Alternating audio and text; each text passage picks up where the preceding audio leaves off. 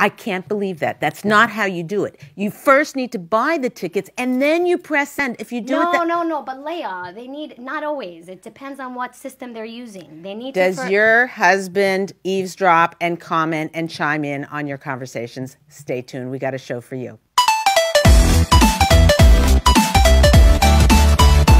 Welcome to the Ladies Talk Show. This is your host, Leah Richheimer. We have an amazing show. We are going to talk about how the husband gets in our faces. Yeah, I was the husband. You were the husband. Go, Serene. The husband. Okay, I am fantastic. husband material, ladies. Okay, there we go. Okay, go. Let's go right into the first question. Yes, our okay, first fine. question Do it clear and loud so they can hear. Yes, for our Q&A is, and please, people, send us your questions. info@ladiestalkshow.com. We will answer them live. Very good. When I'm on the phone and my husband overhears what I'm telling someone, he feels free to chime in and correct me. I feel like he's eavesdropping. So now I just stay off the phone and give him my full attention. I envy my parents and siblings who can be on the phone with no worries. Where did I go wrong? I love this question. And I have to tell you, when this woman, she has to know, where did she go right? Where did she go right? If, you know, she said her siblings, I actually happened to talk to her in person, and she was saying that, you know, I said, write the question in because it's so good, I want to cover it on the show, is that her parents and her, whatever, they can do whatever they want, their husband doesn't chime in. So the first question we need to ask ourselves is, do we chime in, right? Do we chime in? Are we going to it's like our husband says, oh, yes, I'd like to make reservations for 6:15. 6:30, 6:30, right? Are we chiming in? So it has to be done in a way, we have to understand what is sort of acceptable. And chiming in, 6:15 to 6:30, makes sense.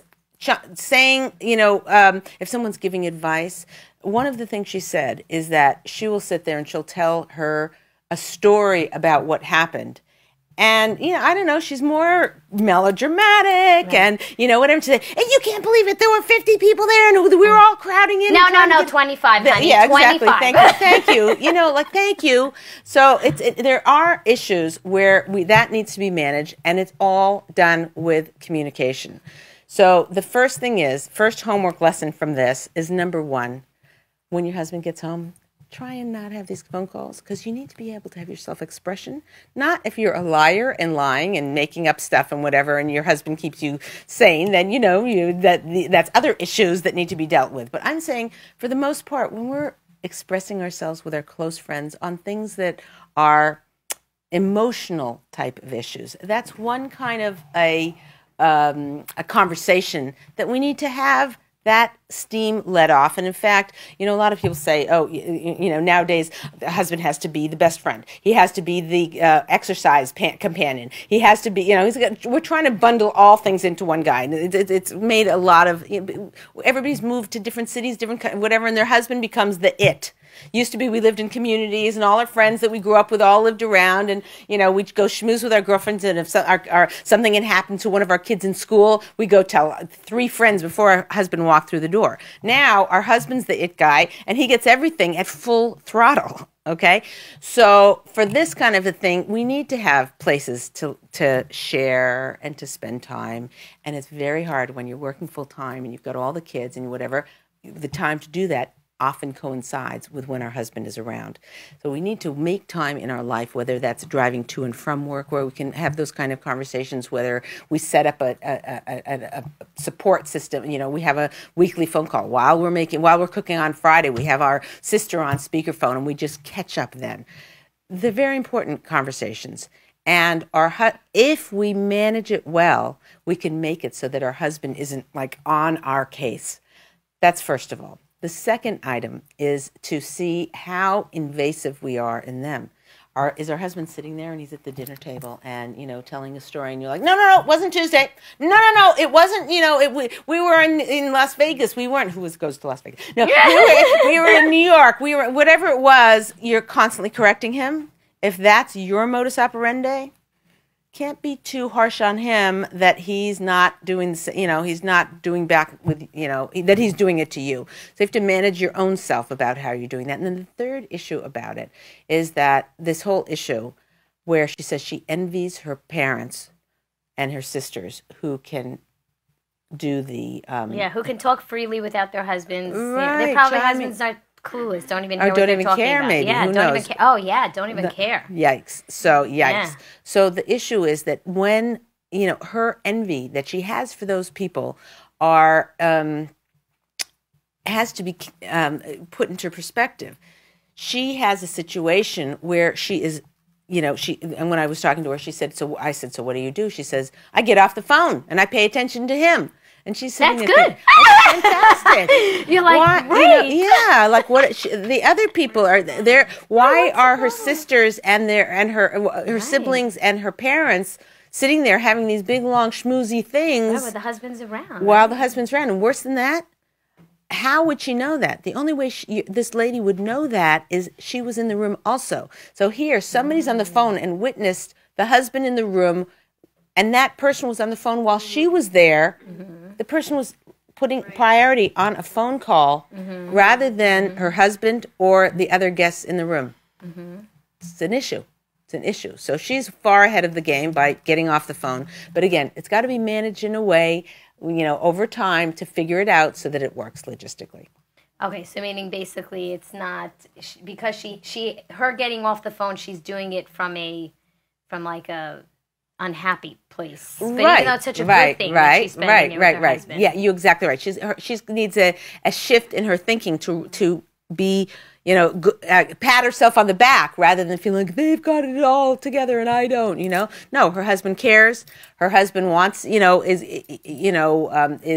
now, look, caring and saying, oh, you shouldn't have said that. You shouldn't have said that, whatever. That's very uncomfortable. And, borders on controlling. But on the same token, if there is a, I once had a student who had, she was very creative, and she was creative in the way she told the stories. And, like, okay, my husband embellished. My husband has this thing, he like, if there's somebody who is saying, he says what is it? Hold on a second. It's historical inaccurate. An inaccurate historian. That's what it is. Yeah. An accurate historian, which means a liar. Yeah, basically. Basically, you have to doubt a lot of what is being said. Right, exactly. So she was an inaccurate historian and full of drama, full of whatever, and it caused a lot of friction in the marriage until she sat her husband down and said, "Look, this is how I am. I work on it at some point." She happened to be in the creative field, and that creativity bubbled over, and she was very, able to do a lot of, get a lot of parnas, a lot of money, a lot, in other words, that was her ability to do that. It was her strength, and it brought her stuff. It drove him crazy. Mm-hmm. They had to have conversations about it. Now, I will say, I don't know. My guess is that she limited those conversations when he was around because it would be a friction. Why rub it? And maybe she tried to change. Maybe she tried to not exaggerate or embellish so much, But these are things we need to work out. The main thing is that it has to be in a mutually understanding way, and it has to be an understanding that the husband gets it and he lets you be a little bit. You work towards him and he works towards you. But that actually reminds me of that I'd wanted to ask you anyways, but.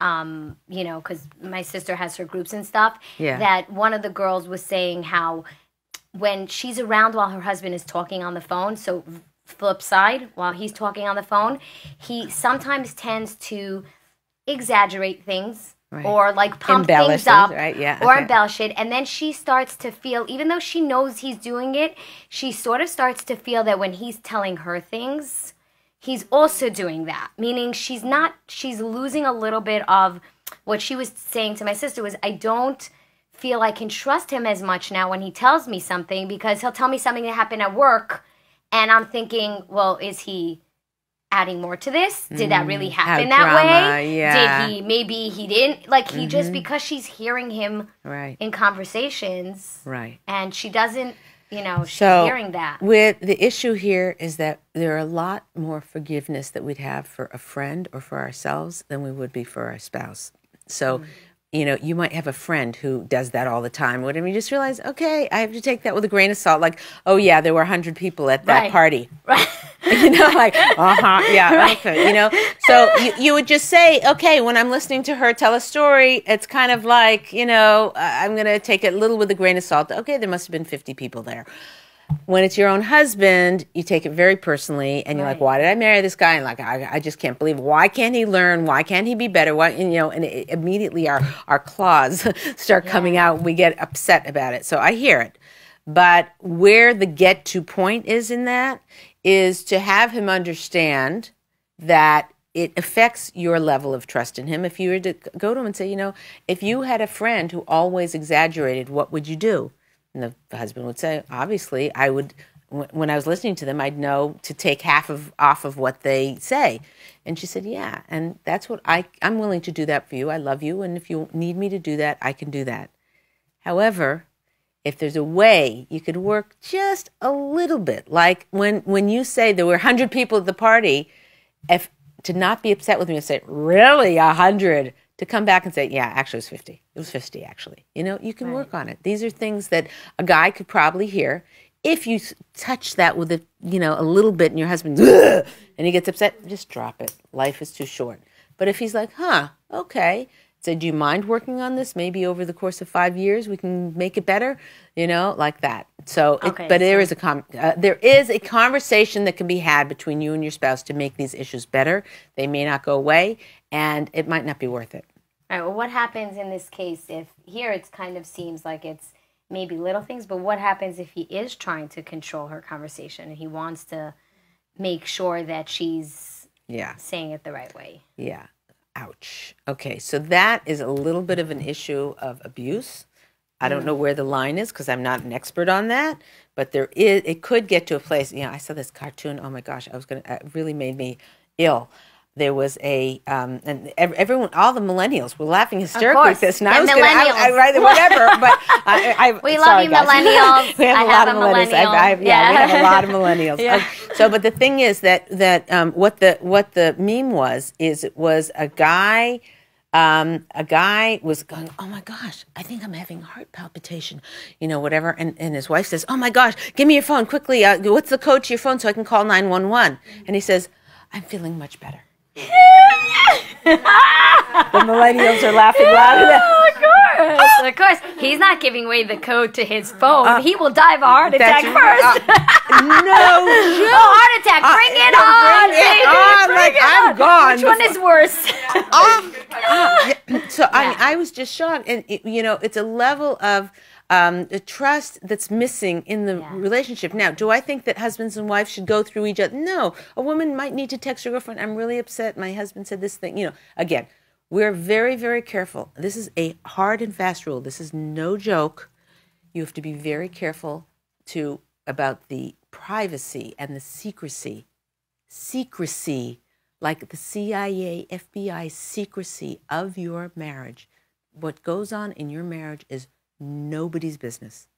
And this is a huge problem. Every TV show, it's like everything's all aired out, all over the place. Oh my God. Airing the laundry. It's wrong. It's bad for the marriage. It's bad for the individuals. It's horribly, you find people and they're having all kinds of marital difficulties, and then they work them out in therapy and they're better, and all the people around them knew all the stuff, the story that this happened, and then he did this to her. They never look at that couple again the same.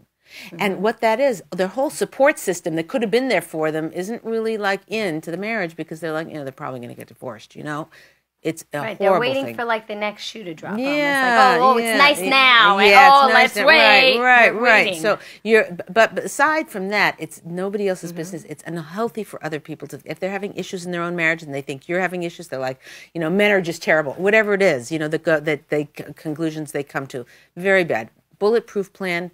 Keep it all to yourself. However, if you're having issues that you cannot deal with yourself, that, it's just too much of a burden, or you don't know what to do, you can find one person. It could be two, maybe a therapist and then a friend, or something, or a therapist and a rabbi, or a clergy person, or a rebbitzin, or a teacher. It could be that you have two, but one or two people who are your support systems. Now, you have to choose very well who your support system is. So if your support system, you sit there, oh, my husband did this, and like, oh, what a jerk. How can you stay married to him?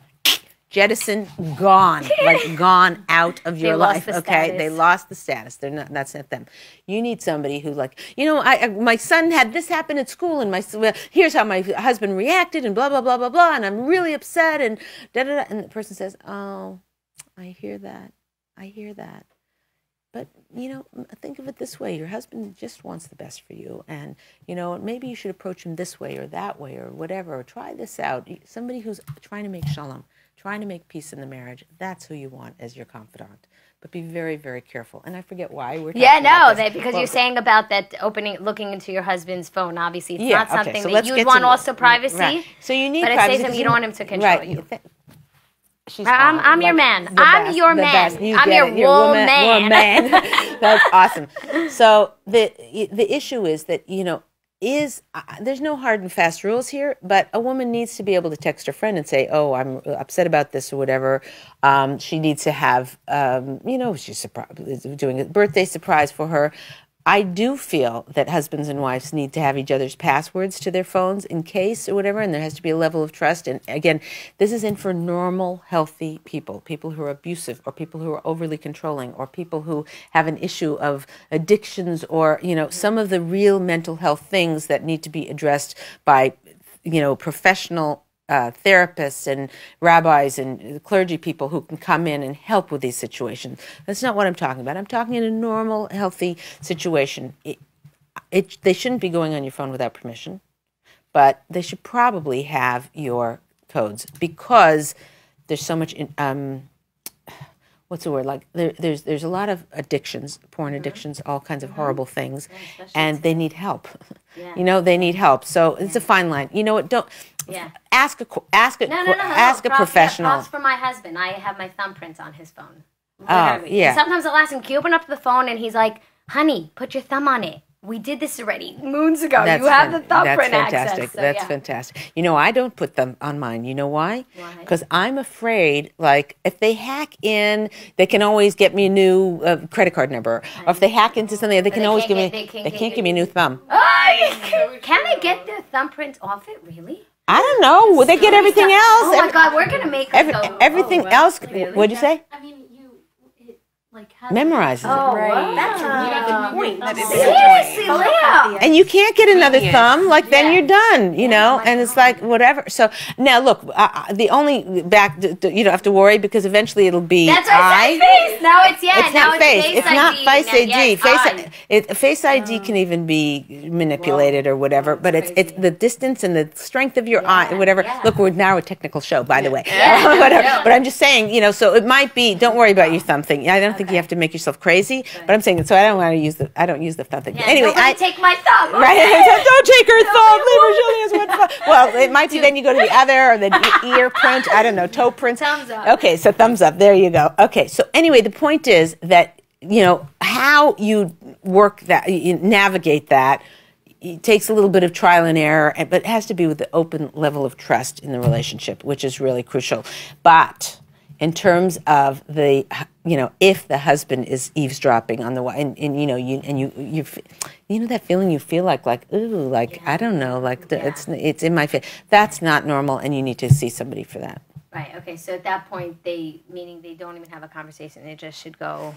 Yeah, if your husband is not only controlling your conversation but asking where you're going and who you're going with and when you're coming, many other aspects, you need to talk to someone. What do I do? Even Google it. I don't know, but I mean, it's better to get advice. People, I get all the time. I'm so happy I'm calling you Leah because I can't ask someone in my community. I'm afraid to give my husband a bad reputation, which is understandable, but it's cuckoo. These rabbis are dealing with so many things. I mean, I remember I went to a big rabbi I brought a couple in there that were having a lot of issues, whatever, and it was unfortunately because of addiction. And at the end, we were there. We got there at like 10, and we left at 2 in the morning. And I said, it was really heart-wrenching, and I said as we were leaving, I said, God bless you. I'm so grateful to you. I'm sorry to bring you such a difficult and icky issue and whatever. And he said, Mrs. Richheimer, that's the 4th one this week. Yeah. I was just Yeah. like, and if I told you the story, you'd be like But sick. you get this all the time now. You're like, people are calling you way more than it ever was. Yeah, but not necessarily about addiction. Yeah, I'm not an but expert in general, but yeah, no, but it's really bumped need a up. place Yeah, a place to end. So, but the thing is, get yourself help. If you have this kind of controlling situation, talk to somebody. You know who you are. Recognize yourself, and it's hard sometimes to admit because it's like you just want life to just go forward, and maybe the problems will disappear by themselves. You know, some things do. You have a kid who's 2-year-old with tantrums, whatever. You can actually wait that out. Yeah, I was say, by 20 they won't have. By 20, if you're lucky, if you're lucky. Yeah, they'll still have them, right? Yeah, done, Laddie. But but it's got to be addressed. Okay, let's go to the next question. So just to finalize, Leah, if you could just finalize for her. So when she gets off the phone, that's a good thing. She's doing the right thing. Fantastic. Yeah, 100%. Okay. So bestest. Okay, perfect. Okay, but just actually onto that thing, I know actually one of our in-house audience members was whispering it before, so I'm gonna steal their question, unless you want to ask it about the envy. Please ask, because you were whispering about it, and I'm like, that's a good question. Oh wait, hold on. Wait to ask it on the show. Let's do this thing. Let me get the clicker. Okay, wait. Yes. Oops. Oh, that was such a fail. In your hand. That was such a fail. Too many things at once. Well, too many things at once. Okay, go ahead. What's your question? So, how do you think envy plays into, or how do you think social media plays into envy? Like, how much do you think people being on social media contributes to it?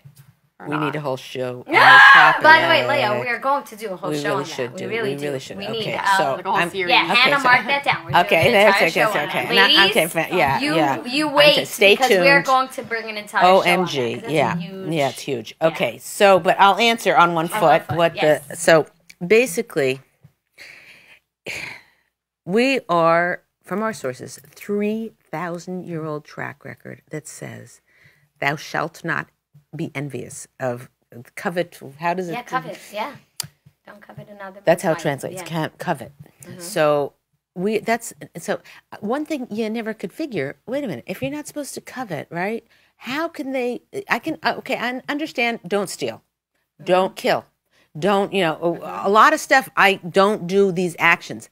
How can God try and mandate what we feel? Yeah. Yeah.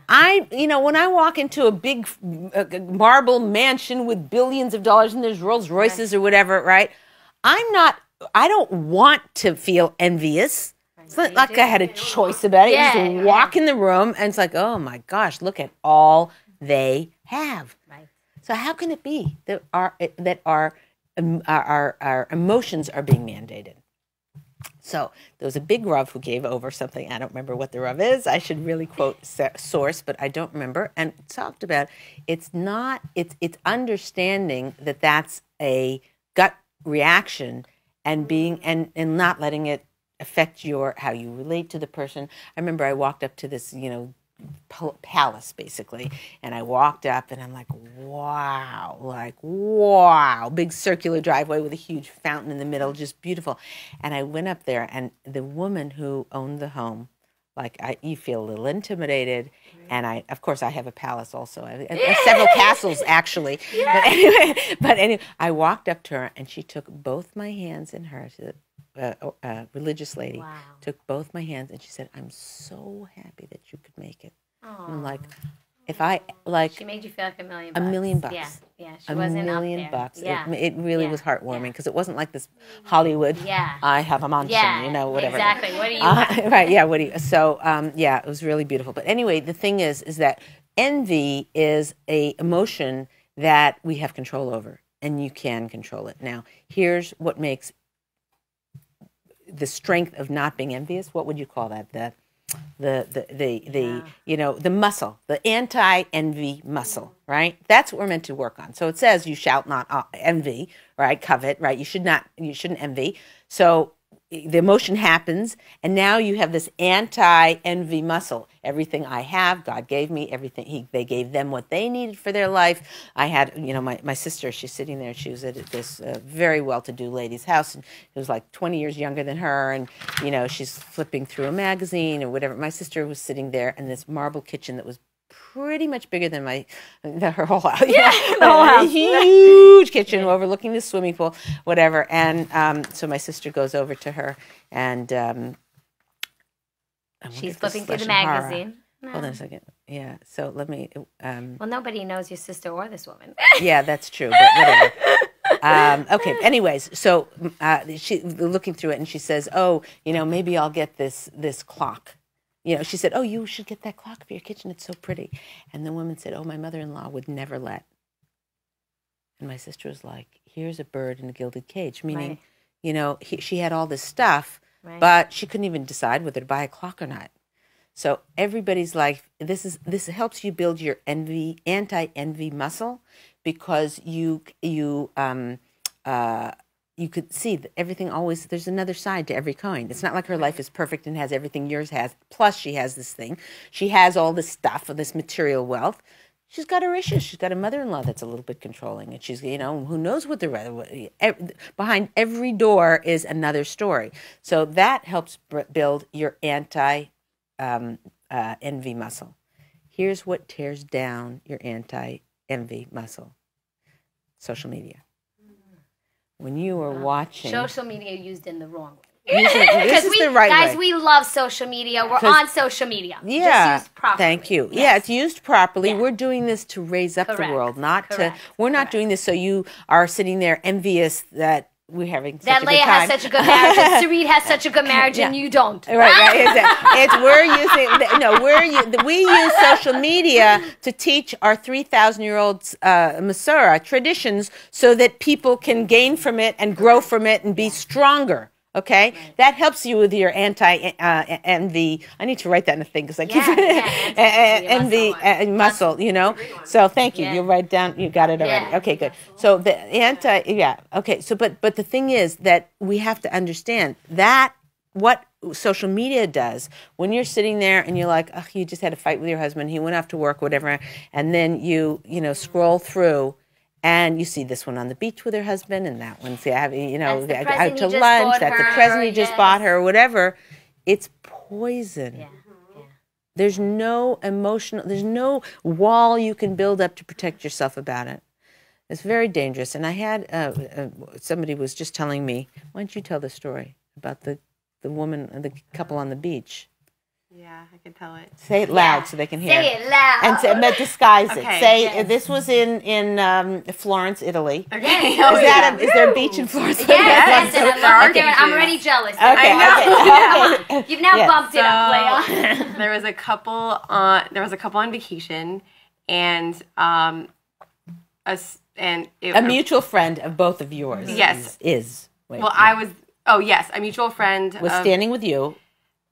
Wait, you mean my mutual? You and a friend. Okay, so I was with a friend, and our mutual friend.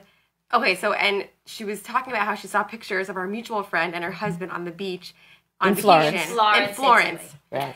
And this girl was saying that she said this couple, they're the cutest couple, and my husband won't go on the beach with me because he's too religious, but her husband does, and they look like they have so much fun, and they're the most perfect couple.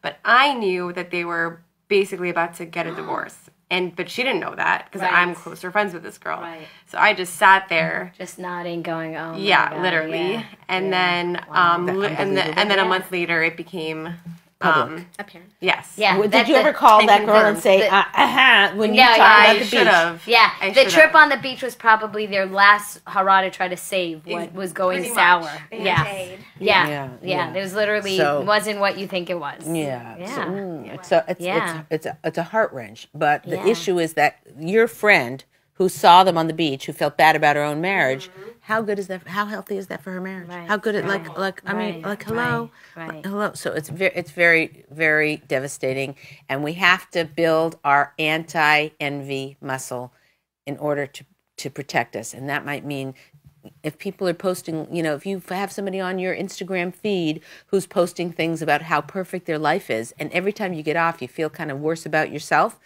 Yes, it's really fun to see what they bought. It's really wonderful to see how perfect their table is. When don't even come into my house. I don't have the forks and knives out yet. Okay, if you have people on your Instagram feed or on Facebook who are constantly pumping out this stuff, and you feel badly after, unfriend.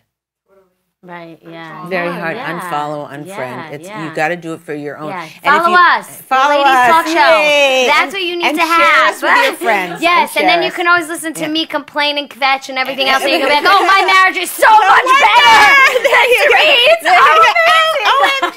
Okay, let's go to the next question. It's But very by the way, it different. happens to be Leah, because that was so powerful when we were at Hannah's house and this came up and it was such a big topic, and you were saying like you just don't even know, you think her husband's washing the dishes or whatever, but he just yelled at her about something else, or you know what I'm saying, you just don't get the big.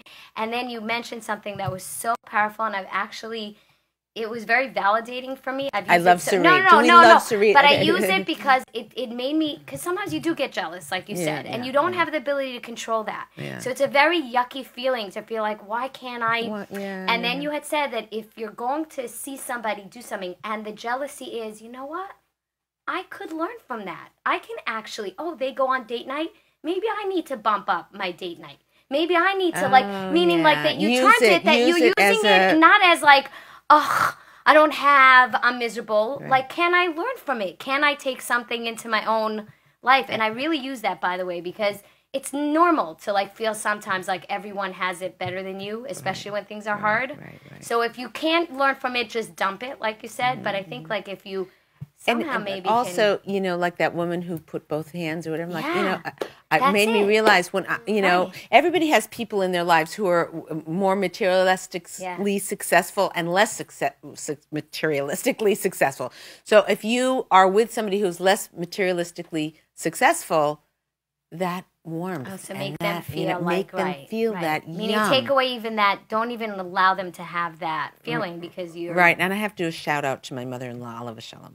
Yeah. Which is that, can I know her? She was really, fine and, financially successful. We were just starting our thing and my husband... So Oliver Shalom meaning that she's passed on. She's no longer with you. She's no longer with us. But I remember like, she would say things like, she'd say, I'd say, this is delicious mustard and honey mustard dressing or whatever. And she'd say, they have it on sale. You have to go to this thing. And that, she was at a point in her life when if it was, $3.29 or $7.29, it made zero difference. But she always had that, I can't even explain it. Like, what would you call that? She made you feel like you could get it. Meaning it's not unattainable. But also that she cared, down to earth, that she cared. That, in other words, that even though she... thank you. Right. And she remembered the price is so old. There you go. But she was like telling her, you can, don't like, this could be yours also. As you, and I'm, whatever. And it just always made me feel like, no matter where I was holding, it's like, it's okay, we're all, No, I have to, by the way, I'm just not, sometimes I could pat myself on the back because I'm always putting myself down. No, I'm just joking. Okay. I have enough ego for myself for like the whole world. Okay, fine. But that is something that actually people have said to me so many times that when I have something I'm always telling them, oh my God, go and get it and get it here. And then I get it for them because I want everyone to have, meaning I don't have that feeling of like, that's why I think it bothers me when I even feel something yucky because it's like, I shouldn't feel like that. I want everyone to have anyways. But we all have our level of growth. That's what I'm saying. Somebody who's very jealous of everything and mad and whatever. And then there are people who want, like you're saying, that the get to place on the envy spectrum is to, whatever you're going to feel is to turn it into a positive spin or turn it into a situation where, if you watch that couple on the beach, well, at least that couple, before they got divorced, had a nice time on the beach. I hope maybe they were yelling before the picture and after the picture, but but okay, it's good. No, but also, by the way, that is such a good thing for her to even if that's not even, just to even be able to say, you know what? Yeah, my husband doesn't want to go on the beach, but look what a great guy he is. Meaning, I'm sure he'd want to go on the beach, and he's saying... He doesn't want to because there's people who are dressed. That's what I'm saying. Unwell, he's working on himself. We don't. We're always there's always something. She's looking at it half full instead of half empty. I think that is. But I wonder if you should let her know. Yeah, and I'm thinking, that was like. Yeah, it's that was over a year ago, so I remember it, but I don't know if she would. She would probably remember. I don't know. She would probably remember the feeling. Right. Even not the story itself. Yeah, no, but it's a good thing to then just even to point out to say. So here's the thing, and I invite the audience also, ask her and ask you if you want to be on Get Real with Leah.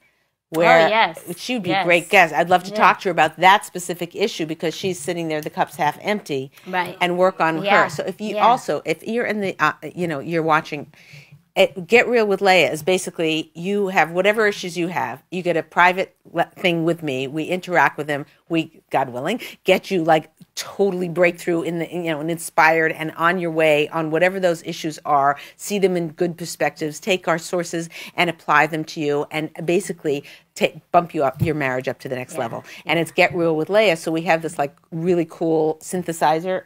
Right there, it's like masks you, 400 so no one will different know who you buttons. are. Yeah, so it's completely your disguise, and you can talk it, whatever. Nobody knows who you are, your husband, where you're from, all of that kind of stuff. We welcome you to the show. So if you're addicted to social media, but it's in an unhealthy way and it's hurting your marriage, info at Ladies Talk Show. Okay, go ahead. On social, we will have you on social media. There you go. And then you could just keep watching yourself. Yes, and you can keep watching yourself. Oh, wait, that was awesome. You can control social media instead of social media controlling you. Ooh. Is that gorgeous? Write that down. Hello, write that down, because that's what for our next show. Yeah, that's good. Yeah, very good. So one other question that came in, because we don't have so much time for a really long one, but sometimes it's so hard for me to sit still and listen to my husband. He can go on talking for an hour, getting off the issue, etc. How should I approach this, considering I'm a fast thinker and problem solution oriented? We have many shows on this. I'm listening. Yes, so check us out. So check it out. More guys would probably have that problem. I was just going to say that their wife doesn't stop blah, blah, blah, blah, blah. And he's like, oh my God, when is she going to stop? It's really true. So, yeah, it's very good. The key to doing what you're doing, which is gorgeous, which is listening to your husband, which is a long lost art, the key to it is recognizing how important it is and how valuable it is and how much you get from it. It's one of the most gorgeous things a wife can do for a husband is and ask prodding questions and keep him going. And if you are not interested in what he's saying and he can go on and on and on, maybe work on yourself, how to be a better listener, how to engage more, how to ask questions. Because if you're listening to somebody go, you could fall asleep. You have to bite the inside of your cheek to stay awake.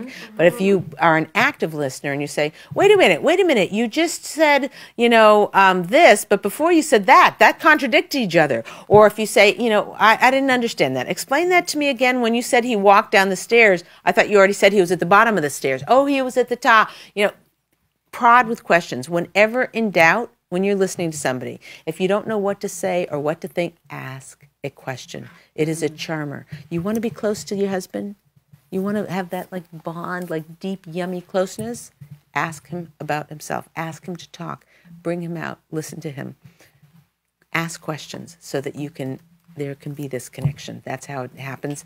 Fantastic questions. Yeah, and it's so, she's actually so, as crazy as it sounds, because it's so annoying for her, and she's probably thinking, it's so amazing, because so many times you'll hear your husband say something at a table or something, and you're like, I didn't know that. When did that happen? Or what? And you feel like you're the newcomer. It feels so when weird. When your husband is, she's talking about you're at a dinner party and someone says, so what did you get the field thing? And he says, well, when I was younger, I had to go from thing to thing and get the field thing. Whenever they're like, wow. And then you're like, oh, are you my husband? Why didn't I know that? And I don't so even know so anything that about it. kind work. of, right. We have to understand, he's your best friend. I get actually, can I go right to homework? Yes. Homework we're is really okay. Homework is to tell your husband he's your best friend. I have a lot of women who they've been married for 28 years, 32 years, whatever, long stretches of time, and they never told their husband. And even if you don't feel like he is, because there's so much resentments and so much under if you tell him that, and you'll start to feel it, you'll start to get it, oh, I'm living, this is not a dress rehearsal for life. This is it. This is my guy. This guy was chosen by God himself to be married to me and for me to spend my life with him. And what am I withholding my love for? Why am I withholding my closeness? We could be closer, and yes, I'm pointing my finger because he does all these things that push me farther away and whatever. What am I doing? Am I drawing him closer or not? That's the homework. Okay, that's the end of our show. We got it. Thank you so much for being with us. Leah Richheimer for the Ladies Talk Show. We'll see you next time.